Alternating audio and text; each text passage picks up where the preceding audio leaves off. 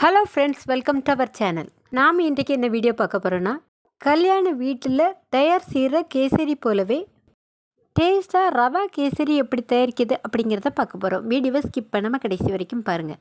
முதல்ல ரவையை வறுத்து எடுத்துக்க போகிறோம். ஒரு பாத்திரத்தை ஸ்டவ்வில் வச்சுடுங்க. 1 கப் அளவுக்கு ரவையை எடுத்து அந்த பாத்திரத்தில் ஆட் பண்ணிவிடுங்க. ஸ்லோ ஃப்ளேமில் வச்சு ரவையை வறுத்துக்கிடுங்க. ரவை வறுப்பட்ட வாசனை வந்ததும் வேறொரு பிளேட்டில் மாற்றி எடுத்துக்கிடுங்க. நீங்கள் இது வரைக்கும் எங்களோட சேனலை சப்ஸ்கிரைப் பண்ணலைன்னா சப்ஸ்கிரைப் பண்ணிவிடுங்க. ரவையை வறுத்த அதே பாத்திரத்திலேயே 3 டேபிள் ஸ்பூன் அளவுக்கு நெய்யை ஆட் பண்ணிவிடுங்க. நெய் உருகி வந்ததும் 1 பிடி அளவுக்கு முந்திரி பருப்பை ஆட் பண்ணிவிடுங்க.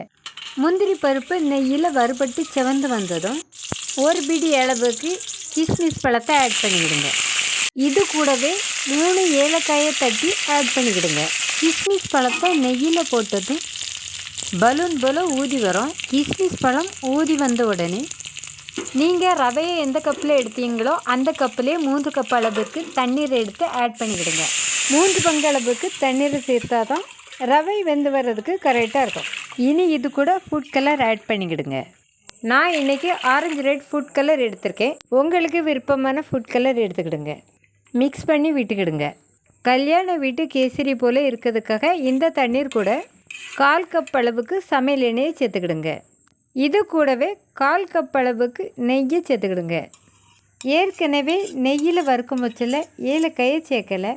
அதுக்கு பதிலாக இந்த தண்ணீர் கூட 1 டீஸ்பூன் அளவுக்கு ஏலக்காய் பொடியை சேர்த்துக்க போகிறேன். இந்த தண்ணீர் கொதித்து வந்ததும் ஏற்கனவே வறுத்து எடுத்து வச்சுருந்த ரவையை கொஞ்சம் கொஞ்சமாக ஆட் பண்ணி கட்டி எதுவும் பிடிக்காமல் நல்லா கிளறி விட்டுக்கிடுங்க. ரவை வெந்து வர்றதுக்காக ஒரு மூடியை வச்சு மூடி வேக விட்டுக்கிடுங்க. ரவை வெந்து கெட்டியான பிறகு தான் சுகரை ஆட் பண்ணிக்கிடணும்.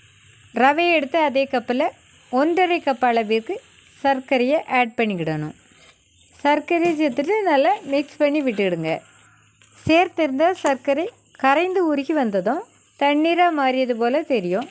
அதை நினச்சி பயப்படண்டாம், கொஞ்சம் நேரத்தில் கெட்டியாயிரும். சர்க்கரை உருகி கரைந்து வந்ததும் ஸ்டவ்வை ஆஃப் பண்ணிக்கிடுங்க. இது கூட கொஞ்சமாக நெய்யை ஆட் பண்ணிக்கிடுங்க.